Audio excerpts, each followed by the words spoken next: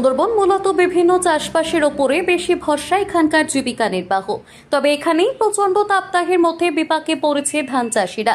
সকালে ধান কাটছি, প্রচণ্ড গরম, যার জন্য পারা যাচ্ছে না বলে আমরা সেই ভোরবেলা থেকে লেগেছি। কটা পর্যন্ত কাটবে? এই এক্ষুনি চলে যাবো। নটা অবধি। মানে এর কারণ কি, মানে কি? প্রচণ্ড গরমের কারণে পারা যাচ্ছে না, যার জন্য ভোরবেলা লেগেছি। এই 9টা বাজবে, আবার চলে যাব, আবার সেই 4টের পরে লাভবো। আর ধান তো পেকে গেছে মনে হয়। কিছু করার নেই, মানুষ যদি না কাজ করতে পারে কি করা যাবে। এইভাবেই চলছে। এইভাবে সবাই চোখ করতেছে, এইভাবে করছি, না হলে তো পারা যাচ্ছে না। আপনার নাম? আমার নাম নিমাই পাই। এই সময় বোরো ধান ঘরে তোলার মৌসুম চলছে, কিন্তু তীব্র তাপপ্রবাহের কারণে মাঠমুখী হতে পারছেন না কৃষকেরা। তাপপ্রবাহের মধ্যে কৃষকেরা মাঠে ধান কাটতে গেলে হিটস্ট্রোক করতে পারেন, এমন শঙ্কা থেকে কৃষকদেরকে সূর্য ওঠার আগে এবং সূর্য ডোবার পরপর বিকেলে ধান কাটার পরামর্শ দিয়েছে কৃষি বিজ্ঞানীরা। আর সেই কথা অবলম্বন করেই সূর্য ওঠার আগে ধান কাটা।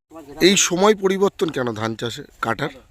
কী করবে, এই গরমে ওই জন্যে প্রচণ্ড হারে গরম, লোক কাজ করছে না, তাই ভোরবেলা আসতে হচ্ছে, 9টা পর্যন্ত কেটে চলে যেতে হচ্ছে, ওতে যা হলো।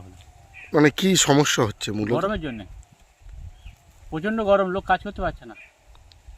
ধান তো পেকে গেছে। ধান পাকলে কিছু করার নেই, নষ্ট হবে। মানে কত কষ্ট হচ্ছে এই প্রচণ্ড কষ্ট হচ্ছে, লোক পড়ে যাচ্ছে এইতে, আর কি মানে সময় পরিবর্তন করলেন কেন? মানে সময় পড়ে গরমের জন্যে। কৃষকেরা এই প্রসঙ্গে এক কৃষক তিনি জানান, বৈশাখের দাবদাহে সঠিক সময় ধান কাটতে পারছি না, তাই আমরা বাধ্য হয়ে ভোরের আলো এবং বিকেল বেলাতেই ধান কাটার সময় হিসেবে বেছে নিয়েছি। ধান কাটছি, প্রচন্ড গরমে পারা যাচ্ছে না বলে আমরা সেই ভোরে থেকে লেগেছি।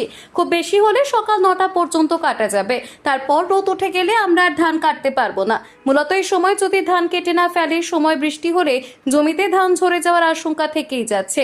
তার পাশাপাশি এই ধান গাছের পোকা আক্রমণ করার সম্ভাবনা অনেক বেশি এবং এতে ধান চিটে হয়ে যাবে বলে এমনটাই মনে করছেন। জমির ধান গাছ নুয়ে পড়তে পারে, আর এই নুয়ে পড়ার কারণে 2 পর্যায়ের জমির ধানে ক্ষতির আশঙ্কা রয়েছে। জয়নগর আপডেট, সত্যের পাশে, খবরের আগে।